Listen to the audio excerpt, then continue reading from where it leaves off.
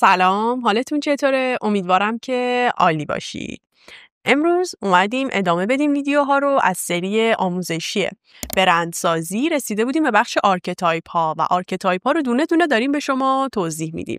6 تا آرکتایپ رو تا اینجا با هم مرور کردیم. آرکتایپ قهرمان، آرکتایپ مرد معمولی، جادوگر، دلغک، عاشق و حاکم. 6 تا دیگه مونده. همراه ما باشید. این چند تا آرکتایپ دیگر رو هم تموم کنیم. سری استراتژی برند رو هم خیلی زود با هم به پایان میرسونیم. استراتژی برند به زبان ساده البته.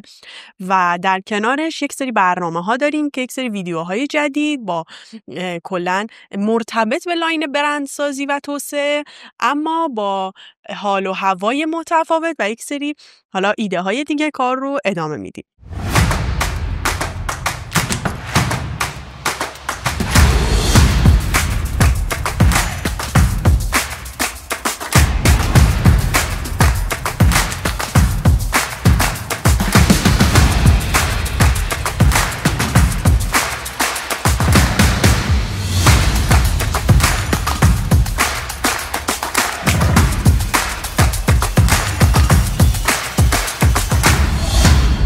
امروز در مورد آرکتایپ معصوم میخوایم با هم صحبت کنیم. آرکتایپ معصوم توی یک برند چه حرفی رو میزنه که دنیا هنوز جای قشنگیه. دنیا با تمام سادگی، زیبایی و حسهای خوب و مثبت جای قشنگی برای زندگیه، جای آرومی برای زندگیه. یک همچین برندی میاد با ایجاد یک فضای امن، آروم و صادقانه سعی میکنه که اون احساس اعتماد و احساس وفاداری و امنیت رو برای مخاطبش بسازه. به برند داو مثلا فکر بکنید، رنگبندیشو میبینید، اون سادگی، اون خطوطی که در واقع توی پترنش، توی لوگوش داره، توی طراحی محصولاتش داره، هم از لحاظ میگم رنگبندی، هم از لحاظ فرم خطوطی که داره، اون حس آرامشه، اون حس پاکی، صداقت رو به شما منتقل میکنه. خب این برند با این همه این جزئیات و دیتیلی که در این حس ایجاد میکنه از آرکتایپ معصوم پیروی میکنه. خب حالا ما این آرکتایپ رو میتونیم، حالا نه تنها این آرکتایپ رو، همه آرکتایپ ها رو ما میتونیم مثلا برندمون حاکم باشه، بیایم برای یک کمپین تبلیغاتی از آرکتایپی که مرتبط میتونه باشه، یعنی میتونیم تلفیقش بکنیم با اون هدفی که از کمپین تبلیغاتیمون داریم، کمک بگیریم از یک آرکتایپ دیگه. خب حالا برند مثلا برند سنیچ آرکتایپش معصوم و صادق نیست، اما توی محصولات کودکش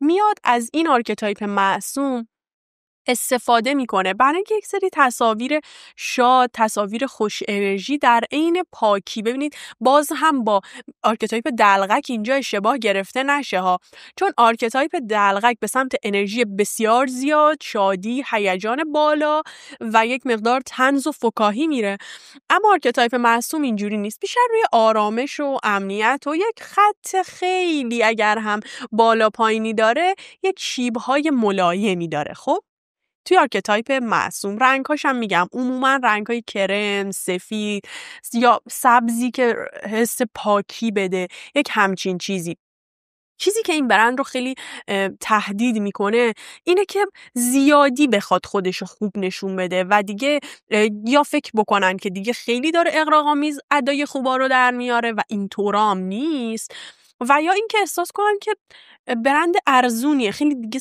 بیش از حد ساده لوح به نظر میرسه این برند، میدونی، و غیر واقعی میشه بازم. خب و یک خطری داریم اینجا، یک خطر که نمیتونم بگم، ما اینجا یک مزیتی رو از دست میدیم.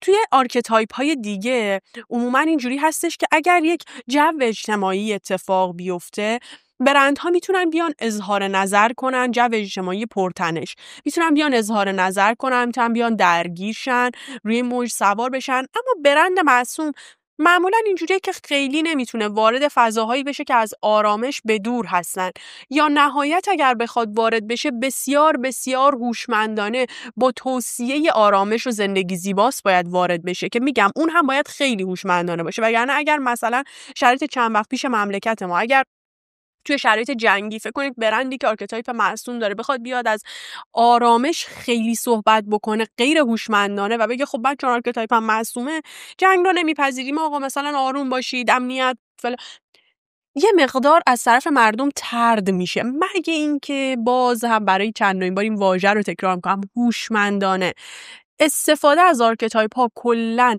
به این که شما با چه هوش و با چه زیرکی این آرکتایپ ها رو با هم تلفیق میکنید، واقعا مثل یک آشپزی که از مواد مختلف استفاده میکنه اینا رو با هم قاطی میکنه، یه ترکیب فوق العاده ای بروز میده. اگه شما مثلا یک کم نمک رو زیاد بزنید، یک ذره یک ادویه رو زیاد بزنید، ممکنه که غذا از اون طعم جادویی که داره خارج بشه و اون کسی که داره میل میکنه نتونه اون حسی که باید رو بگیره.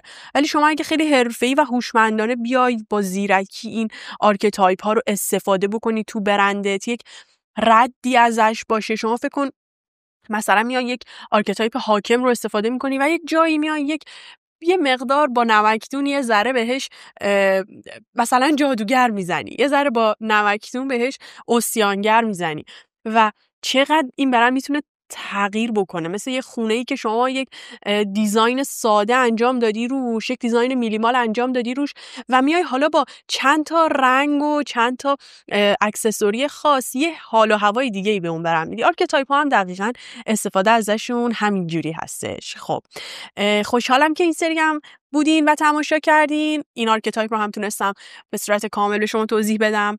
میریم برای آرکتایپ بعدی، ویدیوی بعدی. یادتون نره نظراتتون رو به من بگید در مورد این آرکتایپ و کلا اگر سوالی هم دارید برای اینکه بتونید این آرکتایپ رو با برند خودتون تطبیق بدین، توی کامنت ها در خدمتتون هستم. این ویدیوها رو به صورت پادکست هم میتونید توی کست باکس گوش بکنید. ساب یادتون نره، لایک یادتون نره، کامنت. مرسی، خداحافظ.